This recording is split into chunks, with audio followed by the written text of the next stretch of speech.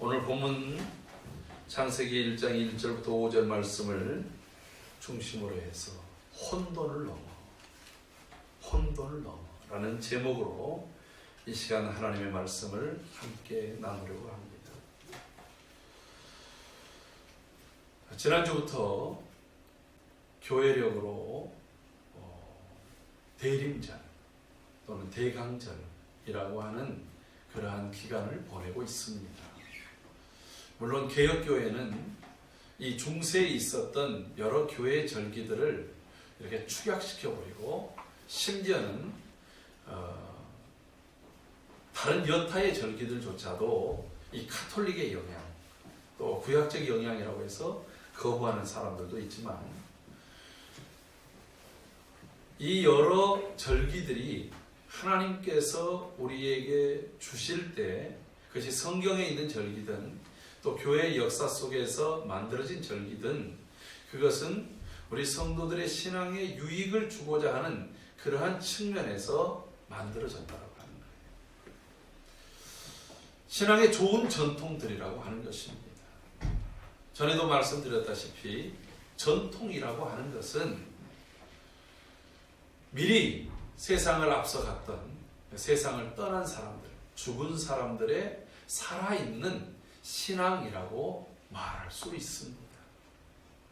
그러니까 자신들의 생명을 다 버려가면서까지도 그것을 지키고 고수하고자 했던 것이 바로 신앙의 전통이라고 하는 거예요.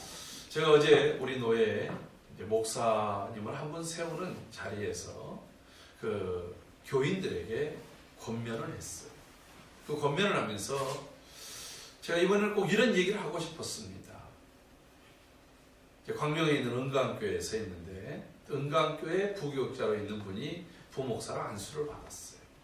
그래서 제가 이제 그 은강교회 교인들에게 여러분 지금 이 귀한 강도사님 한 분을 목사로 세우는데 이 일이 얼마나 중요한 일인 줄 아십니까? 그 교회 많은 부교육자들이 그곳에서 안수를 받았습니다. 그러니까 교인들의 생각에는 뭐 또 우리 교회 부교육자 한 사람이 안수를 받는 거지 이렇게 생각할 수 있다라고 하는 거예요. 한 사람의 바른 목회자가 세워진다라고 하는 것은 그 시대를 어둠을 밝히고 하나님의 뜻을 드러내고 많은 생명을 어두운 곳에서 주께로 돌이키는 이런 놀라운 역사를 그렇게 완성하는 데 쓰임받는 것입니다. 한 사람의 거짓 목사가 나오는 것은 그 시대를 혼탁하게 만드는 일들이 되고 마는 거예요. 그러니까 그런 측면에서 바른 목사, 바른 그러한 사람을 세운다는 게 얼마나 중요한 일입니까? 특별히 그런 바른 일꾼들을 많이 길러내는 교회가 명문교회 아니겠습니까? 어떤 가정은 명문 가문이 있고 어떤 학교는 명문 학교가 있고 그런 것처럼 명문 교회가 있습니다. 그러기 위해서 여러분들은 한 사람을 목사로 세우는데 내가 투표했다 이걸로 끝내지 말고 이분이 하나님 앞에 탁월하게 쓰임받는 그런 목회자가 될 수 있도록 관심과 사랑과 기도로 협력하고 후원하십시오. 이 말씀 딱 한마디를 던졌어요. 여러분 그렇습니다. 명문 가문에, 명문 학교, 명문 교회는 정말 좋은 신앙의 전통이 있다라고 하는 거예요. 그런데 또 이런 교회가 있어요. 우리 교회는 꼭 이걸 합니다.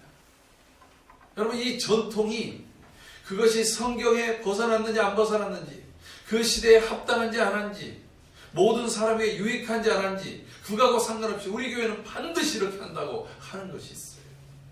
여러분 이런 것은 전통이 아니라 전통주의로 가버립니다. 이 전통주의, 우리는 반드시 이런 것들을 고수하고 지킵니다라고 주장하는 이 전통주의라고 하는 것은 살아있는 사람들의 죽은 신앙과 같은 거예요. 여러분 우리는 전통주의는 배격해야 돼요. 그러나 우리 교회 안에는 신앙의 바른 전통들이 자꾸 계승되고 발전돼 가야 한다라고 하는 것입니다. 여러분 여러 절기들이 전통주의로 흘러갈 수도 있고 바른 전통으로 세워져 갈 수 있다고 하는 거예요. 그것은 내가 아무 의식 없이 그냥 습관적으로 관습적으로 행하는 것은 전통주의로 흘러가지만 하나님이 왜 그것들을 주셨는가, 왜 허락하셨는가, 그 의도를 알고 그것을 지켜나가고 그것을 더 발전시켜 나가는 신앙은 신앙의 전통에 있는 명문교회를 세우는 것이고 명문 신앙의 가문을 세워가는 은혜인 줄로 믿습니다. 특별히 그런 측면에서 대강절은 주님이 다시 오시기를 사모합니다. 주님이 다시 오셔서 우리를 다스리시고 또한 모든 불의를 심판하시고 온전한 하나님의 정의를 세우시는 바로 그 일들이 이루어지기를 소망하며 성도들이 마라나타 주님 다시 오시옵소서 이렇게 사모하며 그 주님 앞에서 내가 흠도 없고 티도 없고 주름 잡힌 바 없는 거룩한 신부 되어진 모습으로 서고자 하는 그러한 열의와 열망을 갖는 신앙을 우리가 준비하는 그런 측면에서 이 대림절, 주님의 다시 오심을 사모하는 이 대강절은 그런 측면에서 신앙의 의미가 있다고 생각합니다. 왜 그렇습니까? 지금 이 세대는 너무나도 혼탁합니다. 코로나19가 다시 연일연야 확산되면서 500명이 넘는 사람들이 매일 감염되고 있습니다. 이것은 1차 대폭발로 일어났던 저 신천지 대구에서 일어났던 것보다 숫자는 적지만 그 위험성과 그리고 또 그 넓이에 대한 것들 때문에 더 긴장하고 있습니다. 그 여파가 오늘 우리 예배에도 분명히 있지 않습니까? 이 오랜 기간 동안의 코로나의 여파는 경기의 침체로 인해서 많은 사람들이 부도나고 직장을 잃고 삶의 터전을 잃습니다. 또 올해는 더더욱인다나 이 주택 매매, 전세, 월세에 대한 이러한 것들로 인한 파동으로 인해서 사람들이 방황해합니다. 전세값이 10억 이상이 되는데도 전세를 구하지 못한다고 말합니다. 우리로서는 이렇게 쳐다보기도 어려운 돈들이 주택을 매매하고 전세를 얻고 삶의 질들은 점점 어려워집니다. 며칠 전 인터넷 기사를 보니까 이 전세난의 문제로 인해서 저 목동의 한 아파트에서는 부부가 서로 다투다가 살인이 벌어졌어요. 여러분 이게 도대체 있을 수 있는 일들입니까? 뿐만 아니라 여야는 끝없이 정쟁하고 싸우고 있습니다. 정권은 자기의 입맛에 맞지 않으면 모두 다 내쳐버리려고 합니다.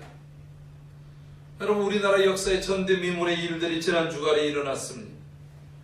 법무부 장관과 검찰총장의 이 오랜 갈등은 모든 국민들로 하여금 피로하게 하고 그 싸움은 끝간데 없이 마치 제로섬 싸움처럼 지금 비춰지고 있습니다. 무엇을 말하고자 하냐면 지금 우리 사회가 혼동, 혼탁 그리고 무질서 그 자체입니다. 여러분 요 사이에 있는 신조어들 중에서 이런 말들 들어보셨습니까?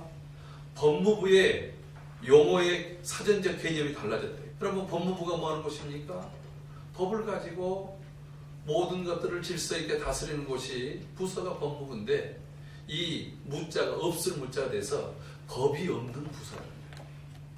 모든 절차와 과정이 법을 따라서 하지를 않고 그냥 기분대로 내키는 대로 해갑니다. 누군가 중간에서 반대를 하면 그 사람 그냥 결제 라인에서 없애버리고 맙니다. 그래서 정말 법이 없는 부서라는 거예요. 또 사법부에 대해서 이 사자를 죽을 사자를 씁니다. 그래서 법이 죽어있는 부서가 사법부라는 거예요. 여러분 우리 사회에 한동안 있었던 말들, 내로남불이라는 말들이 추로남불, 조로남불, 문노남불 이렇게 해가지고 막 바뀌어져서 이 시대를 비아냥거립니다. 저는 누구를 비난하고자 하는 의도는 전혀 없습니다. 그러나 중요한 이 말들 속에 이 사회가 무질서하고 혼돈하고 그리고 정말 혼탁하다라고 하는 것을 여실히 드러내 보이고 있다라고 하는 거예요. 저는 오늘 이 창세기 1장 1절부터 5절 말씀 속에서 이 혼탁한 시대, 혼돈의 시대를 바꿀 수 있는 그러한 하나님의 메시지를 예언적으로 들려드리기를 소원합니다. 여러분들 좀 이 말씀을 깊이 새기고 기도하는, 그리고 그 말씀을 붙들고 살아가는 저와 여러분들이 되기를 주의 이름으로 축복합니다. 마치 오늘 이 시대가 하나님이 창조하시기 전의 모습과 같다라고 하는 거예요. 2절 말씀을 한번 볼까요? 땅이 혼돈하고 공허하며 흑암이 깊음 위에 있고 하나님의 영은 수면 위에 운행하신다.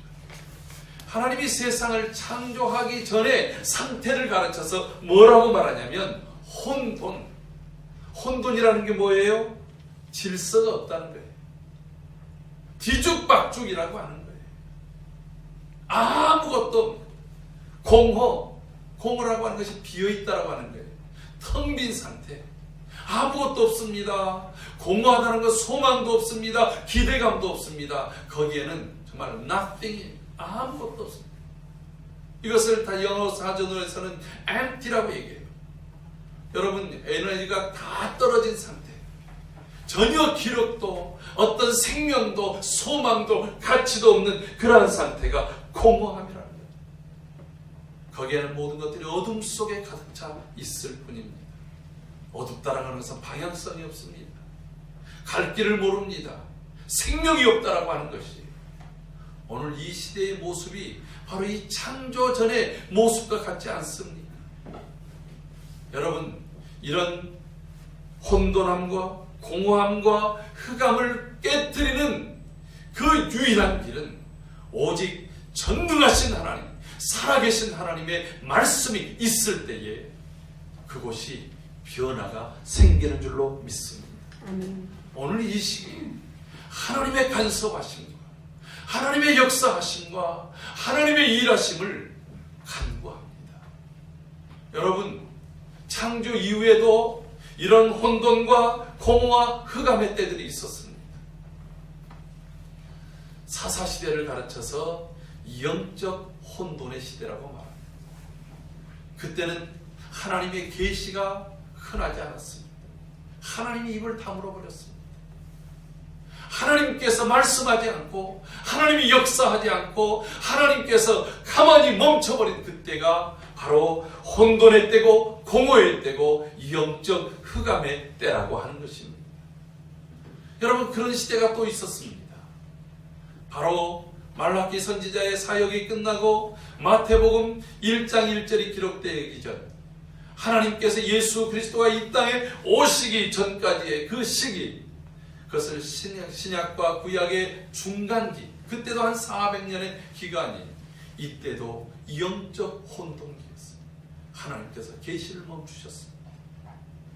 여러분, 그들은 사사시대처럼 다 각자 소견에 자기 생각에 옳다고 생각하는 대로, 자기의 기분 내키는 대로, 감정이 가는 대로, 자기의 힘대로 갔어요. 힘이 우위가 되어집니다.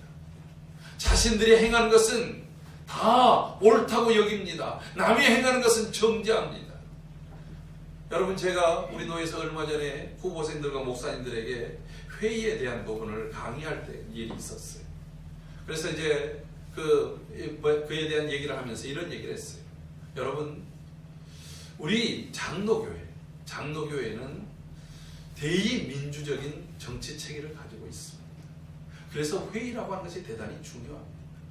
물론 사람의 뜻을 구하는 것이 아니라 하나님의 뜻을 구하되, 그 하나님의 뜻을 구하는 가운데 모든 의견들을 함께 모으면서 각자가 하나님 앞에서 기도하던 소수 의견을 존중하지만, 그러나 모든 대의가 함께 결정한 것을 내 뜻과는 달라도 함께 순복하고 순종하는 것이, 이것이 장로교회입니다. 이런 얘기를 했어요. 그러면서 이제 회의를 할 때 어떻게 하면 그러면 그런 회의를 잘해갈 것이냐 할 때, 절대 하지 말아야 될 회의를 우리나라의 회의들을 따르지 말아야 된다. 첫째, 어전회의. 임금님께서 어명이요 하면 그걸로 끝나는 거예요. 여러분, 하나님의 뜻 외에 사람들의 회의는, 한 사람에 의해서 주도되는 회의는, 그것은 악한 회의로 가는 거예요. 근데 우리나라 조선시대에도 이 회의가 어떤 때는 왕권이 셀 때는 왕의 말 한마디, 신하들이 말을 못하는 거예요. 왕의 판단이 틀렸고 왕의 말이 틀렸는데도 그걸 말을 못해요. 왜? 말했다가는 그 자리에서 죽으니까.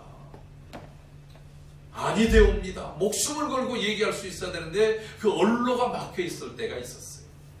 근데 또 어떤 때는 신권이 강하고 왕권이 약해졌을 때는 왕이 아무리 바른 얘기를 해도 자기의 신권이 강한 신하가 아니되옵니다. 전하 통촉하여 주시옵소서. 몇 번씩 그렇게 얘기하면 왕이 자기의 그 바른 뜻을 꺾어야 됐던 이런 때들도 있었다라고 합니다. 그러니까 옳고 그름이 아니라 힘이 강한 쪽에 몰려있는 그런 회의는 이건 바람직한 회의가 아니에요. 두 번째 하지 말아야 될 회의는 청와대 회의예요. 여러분 우리나라 청와대 회의 TV에 비춰지는 거 보세요. 거기에는 각계 부처가 다 전문가들이에요. 근데 이분들이 다 얘기를 하는데 나중에 보면은 대통령이 경제적인 지시, 법무의 지시, 국방의 지시 다 대통령의 지시만 받아 적는 거예요. 회의는 받아 적는 자리가 아닙니다. 함께 각계의 의견들을 모아서 그 의견들을 가지고 또 다시 공론하고 그것을 토의하고 그래서 가장 더 나은 것을 함께 의견을 모아가는 자리가 돼야 되는데 이거는 전부 받아쓰기 하는 자리예요. 초등학교 1학년들 받아쓰기 해가지고 글씨 배우는 자리가 아니라. 또 하나의 회의, 하지 말아야 될 회의는 우리나라 국회의. 여러분 국회의를 비춰진 걸 보십시오. 여야가 어떤 일에 이게 정말 옳은가 그런가에 대한 얘기보다 우리 당에서 말하고자 하는 것만 얘기를 하는 거예요. 여러분 내가 생각을 이렇게 했는데 다른 쪽에서 다르게 있고 그런 생각도 있군요. 그러면 이 생각을 이렇게 해보면 어떨까요? 이렇게 서로 정발합을 갖추어서 나가야 되는데 한쪽 편만 가는 거예요. 여러분 이러한 회의들이 있는 곳은 혼돈과 무질서가 되는데 안타깝게도 주의 종들이 모인 그런 회의들도 서로 갈등이 있을 때 보면 우리나라 국회를 보는 것 같고 또 리더십이 강한 사람이 있으면 청와대를 보는 것 같고 그리고 또 때로는 한쪽에 힘이 세냐 한쪽에 힘이 세냐 서로 힘겨루기 속에서 우리나라 조선시대를 보는 것 같은 그런 회의들이 곳곳에 있다는 거 아닙니까? 혼돈과 무질서가 사라질 때 이 영적인 이러한 흑암의 세계가 사라질 때에 이 땅에 소망이 생길 줄로 믿습니다. 여러분의 가정은 어떻습니까? 우리의 가정이 혼돈스럽고 공허하고 그리고 또 어둠 속에 있지 않습니까? 우리의 일터와 우리의 삶의 모습은 그렇지 않습니까? 오늘 이 모든 것들을 깨트리는 것 하나님이 일하시는 겁니다. 성경의 역사를 딱 세 마디로 얘기한다면 첫째 창조, 두 번째 타락, 세 번째 구속이라고 말할 수 있어요. 여러분 역사는 하나님의 창조로부터 시작이 되어집니다. 오늘 본문 속에서 빛이 있으라 하시는 이 하나님의 말씀이 있을 때부터 하나님의 역사가 시작됐어요. 어떤 역사? 이 세상의 창조의 역사가 시작이 되어집니다. 이 창조의 역사 속에 하나님의 계시가 담겨 있어요. 하나님의 뜻을 드러내기를 시작하는 거예요. 그리고 인류 모든 이 지구촌에 그리고 이 우주의 역사가 시작이 되는 것입니다. 그러므로 오늘 이 시대, 오늘 이 말씀 속에서 오늘 전해지는 이 메시지가 하나님의 창조의 선포의 메시지가 되기를 소원합니다. 그런데 인간이 타락을 합니다. 타락은 다시 창조 이전으로 돌아가는 거예요. 창조 이후에 역사는 시작이 되지만 마치 그 영적 상태가 어둠이 되어버리고 말았어. 타락은 하나님이 세우신 질서가 혼돈으로 다시 돌아가 버리고 말았어요. 타락은 우리의 영적인 세계, 인간의 영적 세계를 다시 어둡게 만들었다라고 하는 거예요. 그런데 예수 그리스도가 이 땅에 오시는 구속의 사건, 여러분 그것은 단지 우리를 죄에서 건져낸 일만이 아니라 그것은 그때부터 다시 이 땅에 빛이 오기 시작했어요. 그래서 예수님이 탄생했을 때 하늘에서 빛이 나면서 천사들이 말합니다. 하늘에는 하나님께 영광이요 땅에서는 그 기뻐하심을 입은 사람들 중에 평화다라고 말합니다. 사랑하는 성도 여러분, 이 땅의 어둠이 사라지고 이 땅에 혼돈이 사라지고 질서가 잡히고 이 땅에서 흑암이 사라지고 우리 속에 기쁨이 생겨나는 것은 바로 대림절 예수 그리스도의 다시 오심 주의 강림하시는 은혜를 사모하는 하나님의 말씀을 통해서 말씀이 육신이 되어 우리 가운데에 역사하시는 하나님의 은혜가 우리 가운데 다시 임할 때에 이 땅에 어둠이 사라지고 혼돈이 사라지고 무질서가 사라지는 역사가 있게 될 줄로 믿습니다. 그런 측면에서 오늘 이 빛이 있으라 하심에 빛이 있었고 하는 이 빛이 있으라 하시는 하나님의 이 메시지가 모든 혼돈과 무질서와 흑암을 깨뜨리시는 이 놀라운 창조의 시작이라고 합니다. 오늘 하나님의 음성, 하나님의 말씀이 여러분들 귀에 들려지기를 소원합니다. 이게 재창조. 여러분 구속이라고 하는 말, 그런 구속이라는 말은 다른 말로 얘기해서 앞서 얘기한 것처럼 재창조. 한번 성경 한번 찾아볼까요? 고린도후서 5장 17절.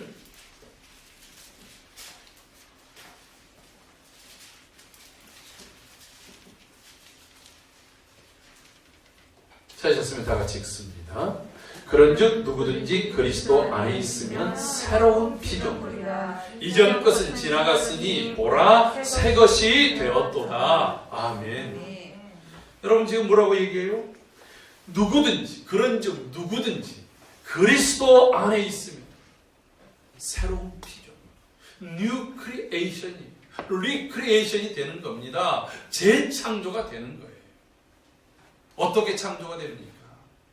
우리가 음란과 호색과 방탕하던 것에서 의와 진리와 생명을 쫓는 존재들로 바뀌는 거예요. 온갖 욕심을 쫓아서 우상을 숭배하고 자기를 높이고 자기를 쫓아가며 무장하던 그러한 것들 속에서 하나님을 사랑하고 이웃을 사랑하고 영혼을 사랑하는 그러한 사람들로 바뀐다라고 하는 거예요. 사랑하는 성도요, 우리 안에는 이런 사랑이 있어야 돼요. 첫째는 하나님을 사랑하고, 두 번째 교회를 사랑하고, 세 번째 영혼을 사랑하는 그 사랑으로 충만해 있을 때에 여러분 그 모습이 하나님의 사랑을 받은 자요, 하나님의 빛을 받은 자요, 하나님 앞에서 재창조되어진 사람의 모습인 줄로 믿습니다. 이것을 바꿔서 말한다면 내 안에 하나님에 대한 사랑이 식어 있는가? 내 안에 교회를 향한 사랑이 지금은 팔팔 끓어오르는가? 영혼을 향한 긍휼히 여기는 마음이 내 속에 있는가, 있지 않은가에 따라서 오늘 내 모습이 지금 창조 이전으로 가고 있는가, 주님에 의해서 재창조되어진 그 구속의 감격과 기쁨을 누리는 자로 살고 있는가를 결정하고 있다라고 합니다. 아니, 나의 신앙의 영적 상태를 되돌아보는 시간인 줄로 믿습니다. 사랑하는 성도 여러분, 오늘 하나님께서 빛이 있으라 하시며 빛이 있었다. 하나님이 말씀하신, 하나님이 전능하시기 때문에 전능하신 하나님이 말씀하시는 그대로 드러났습니다. 그리고 이제 그 다음부터 궁창이 있으라. 그리고 또 물이 한쪽으로 몰려서 물이 있는 곳은 바다고 물이 없는 곳은 육지가 되어지고, 그 위에 이제 채소들이 덮이고 나무들이 들어오고 공중에 새들이 들어오고 그 땅 위에 짐승들이 들어서는, 그리고 저 하늘의 해와 달과 별들로 우주를 채우는 그러한 일들이 하나님의 뜻대로 이루어지는 거예요. 근데 이 일들, 하나님의 메시지가 있을 때 빛이 있으라 할 때 빛이 있었어요. 여러분 그 빛이 무엇이에요? 빛으로 인해서 드러난 것들이 있습니다. 빛과 어둠이 구분이 되어집니다. 빛이 있으니까 어둡다는 것은 아는 거예요. 어둠 속에 있을 때는 아무것도 몰라요. 앞서도 얘기했잖아요. 창조 전에는 흑암이었고 혼돈이 무질서였고, 그리고 또한 거기에는 공허였기 때문에 아무것도 없었기 때문에 소망도 생명도 의미도 가치도 없었어요. 그런데 하나님께서 빛이 있으라는 이 말씀이 있어서 빛이 생기면서부터 나오는 것이 뭐냐면 바로 구분점이 생기는 거예요. 질서가 생기는 겁니다. 빛과 어둠이 생겼습니다. 그래서 아침, 밤과 낮이 구분이 되어집니다.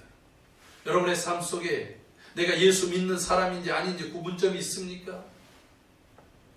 무엇으로 구분하십니까? 내가 성경책 들고 주일날 교회 오는 것으로 구분하십니까? 아니면 내 속에 살아계신 하나님이 거하십니까? 주는 그리스도시요 살아계신 하나님의 아들이십니다라는 이 분명한 신앙 고백 속에서 나는 그분과 함께 매일 그분과 함께 내가 주의 뜻대로 살기로 주님과 함께 동행하기를 원하고 바라고 기도합니다라고 하는 그런 삶을 살아가고 있는 거예요. 평상시 때는 전혀 하나님이 없이 저는 여러분들이 이런 말씀을 드렸어요.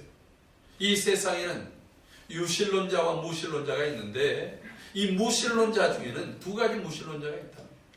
하나는 이론적 무실론자가 있어. 자기의 지식으로 이론으로 하나님은 없다, 신은 없다 부정하는 사람들이. 그런데 그런 무실론자는 그것 자체, 그 무실론이 바로 자기의 신이라고 하는 거예요. 그런데 또 하나의 아주 무서운 무실론자들이 있어요. 그게 뭐냐면 실천적 무실론자들이 있어요. 하나님을 믿는다고 합니다. 하나님이 계시다고 말을 합니다. 그런데 자기의 삶에는 하나님이 거하시지 않아요. 하나님을 의식하지 않고 살아요. 주의 말씀이 너희 속에 가면 너희 마음 가운데 이미 하나님의 나라가 이르렀느니라고 주님 말씀했어요. 하나님의 말씀이 내 속에서 좌정하지는, 하나님의 말씀이 내 삶을 지배하지는 않아요. 하나님의 말씀과 전혀 무관한 삶을 사는 것, 이런 것을 가르쳐서 실천론적 무실론자라고 말합니다. 이런 사람들이 더 무서운 것입니다.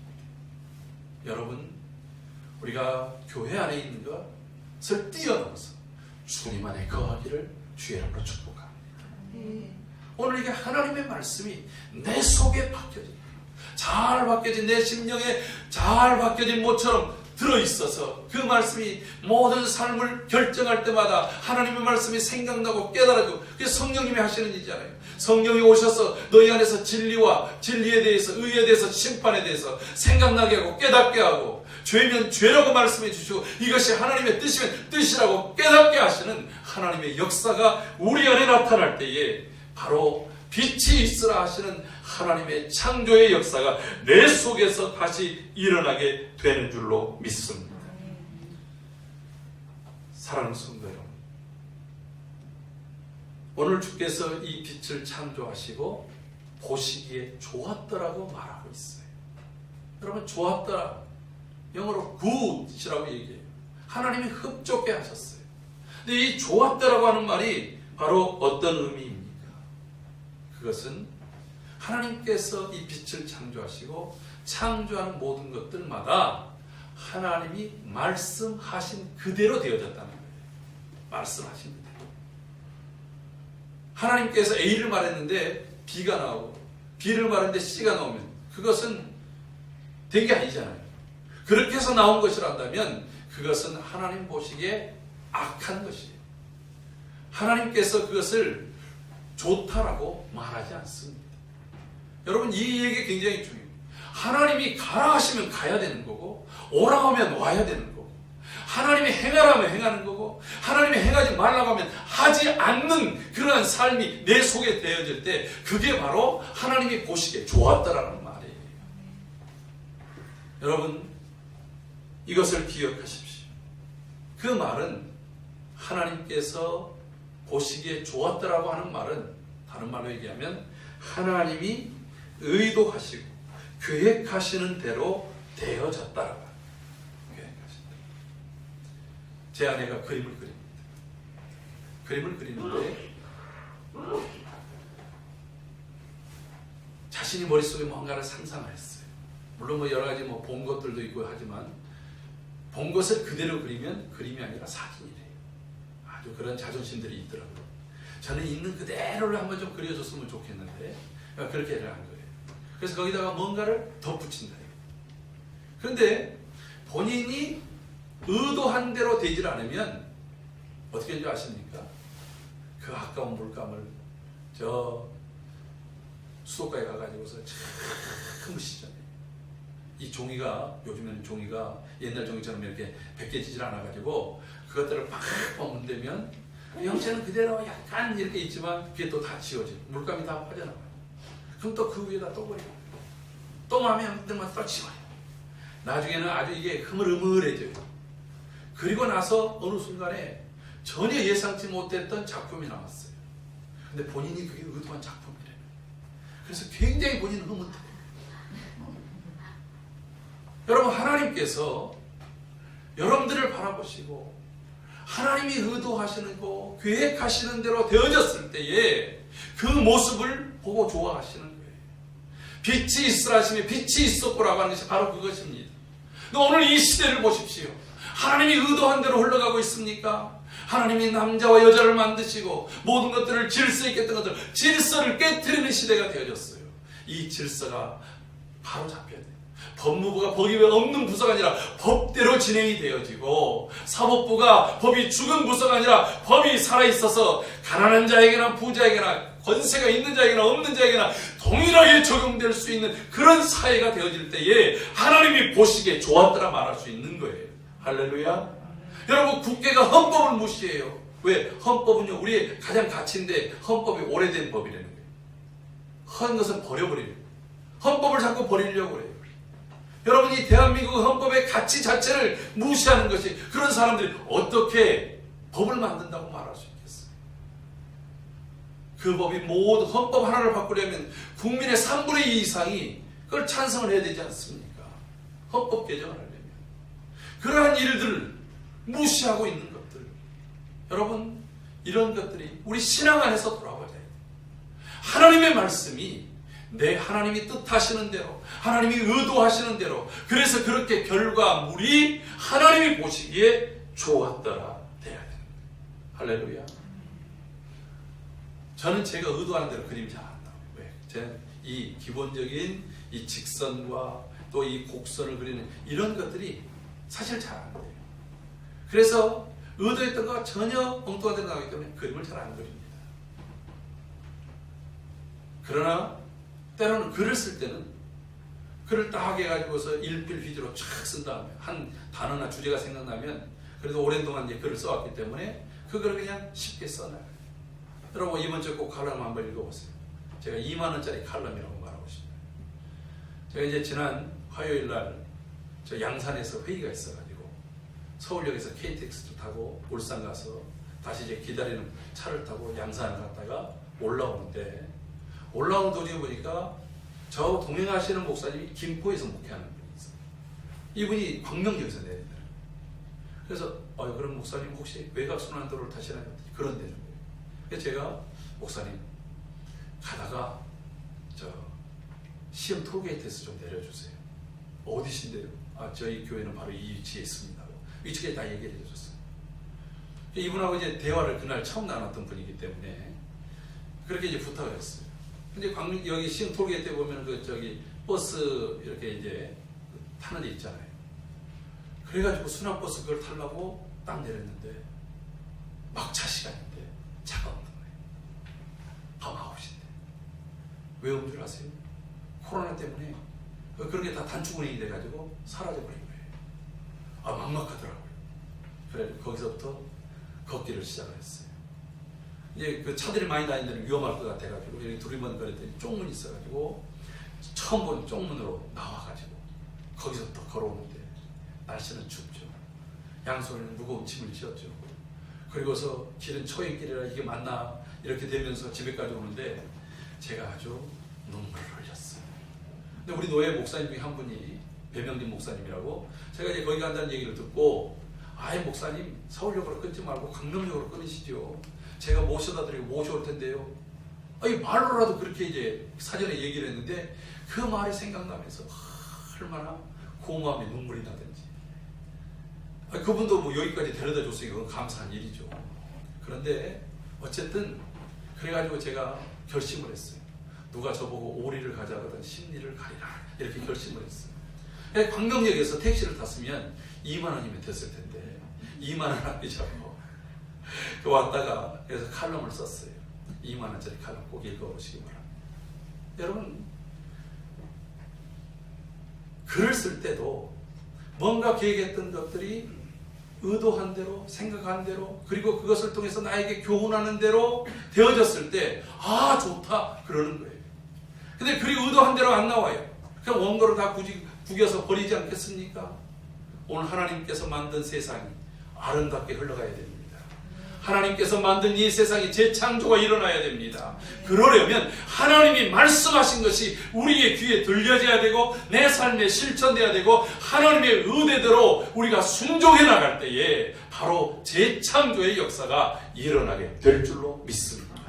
이 사회 혼돈을 탓하기 전에, 이 사회의 흑암을 탓하기 전에 내 속에 생명의 빛이 비춰오고 내 속에 하나님의 말씀으로 질서 있는 삶이 되어지고 내 삶이 하나님의 말씀에 지배함을 받는 그러한 삶으로 변화될 때에 저는 이 사회에 소망이 생길 줄로 믿습니다. 여러분이 소망입니다. 하나님의 말씀이 비춰지는 여러분이 소망입니다. 하나님의 말씀에 순종하고자 하는 여러분들을 통해서 하나님이 이 세상을 바꾸어 가실 줄로 믿습니다. 그 일에 사용되는 저와 여러분들이 되기를 바랍니다. 이 흑암을 넘어서, 혼돈을 넘어서, 무질서를 넘어서 이 시대의 새로운 이것이 길이다, 진리다, 생명이다라고 그 모습을 보여줄 수 있는 저와 여러분들의 삶이 되기를 주의 이름으로 축복합니다.